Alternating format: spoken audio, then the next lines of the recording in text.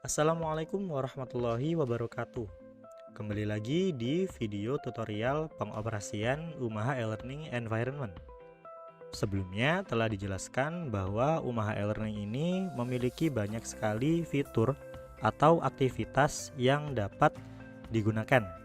Nah, kali ini kita akan mencoba menambahkan aktivitas yang lainnya, yaitu aktivitas assignment atau tugas, di mana aktivitas ini berfungsi untuk wadah pengumpulan tugas bagi peserta didik. Nah, kita mulai saja untuk menambahkan aktivitasnya. Sebelumnya jangan lupa kita nyalakan dulu mode ubah atau turn editing on. Nah, setelah itu kita tuju topik mana yang akan ditambahkan. Misalnya kita menuju ke topik 1. Nah, seperti biasa, untuk menambahkan aktivitas, diklik tombol Add an Activity or Resource. Nah, setelah itu, kita tambahkan assignment di kolom Activities. Ya, di sebelah sini di paling atas. Setelah itu, kita klik tombol Add. Jika menambahkan aktivitas, harus ditambahkan nama, deskripsi, dan aturan dari aktivitasnya.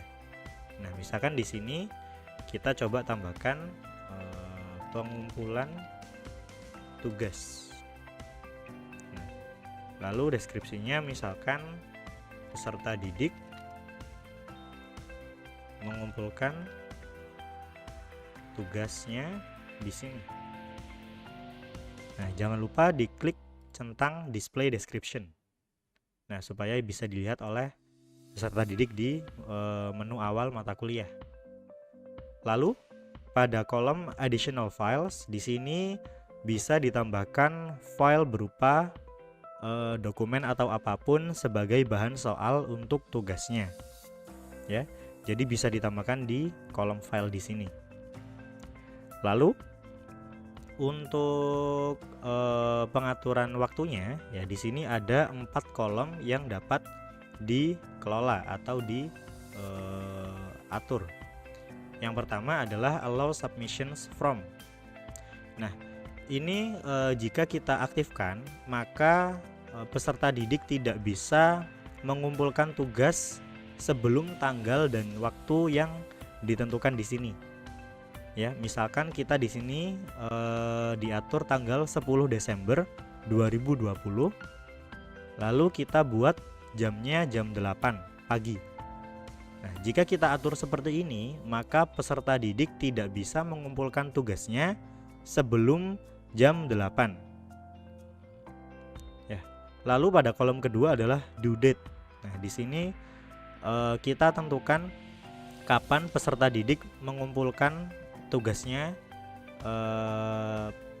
terakhir, ya. Jadi misalkan kita tentukan 10 Desember 2020. Nah, kita atur jamnya pukul 12.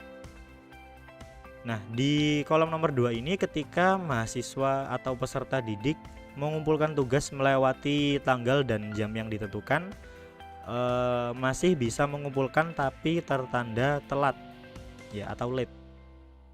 Lalu kolom ketiga di sini adalah cut off date, di mana jika kita setting tanggal ini, misalkan kita buat tanggal 11 pukul 12 malam. Ya, maka peserta didik tidak bisa mengumpulkan tugasnya lagi setelah tanggal sekian.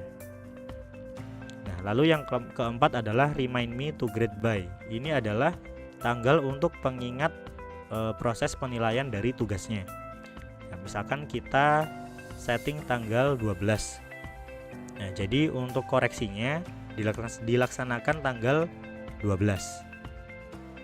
Setelah itu kita atur apakah peserta didik mengumpulkan jawabannya berupa file atau langsung dimasukkan ke dalam tugas ini. Ya, biasanya untuk pengumpulan tugasnya berupa file. Ya, jadi mahasiswa atau peserta didik tinggal mengupload jawabannya. Ya, kalau seperti itu maka silakan dipilih atau diklik file submission. Ya, lalu kita atur berapa file yang bisa diupload, misalkan hanya satu. Lalu ukuran dari filenya kita biarkan seperti ini ya, ukurannya maksimal 50 MB ya. Setelah semuanya di setting, lalu diklik save and return to course ya, kita save untuk ditampilkan di halaman utama mata kuliah. Nah, seperti ini sudah muncul untuk pengumpulan tugas. Jadi semua peserta didik yang berada di mata kuliah ini bisa mengumpulkan tugasnya di sini ya, sesuai dengan topiknya. Baik, untuk pengumpulan tugas sampai di sini saja. Selanjutnya kita akan mencoba menambahkan kuis atau ujian ya. Baik, sekian dari saya. Wassalamualaikum warahmatullahi wabarakatuh.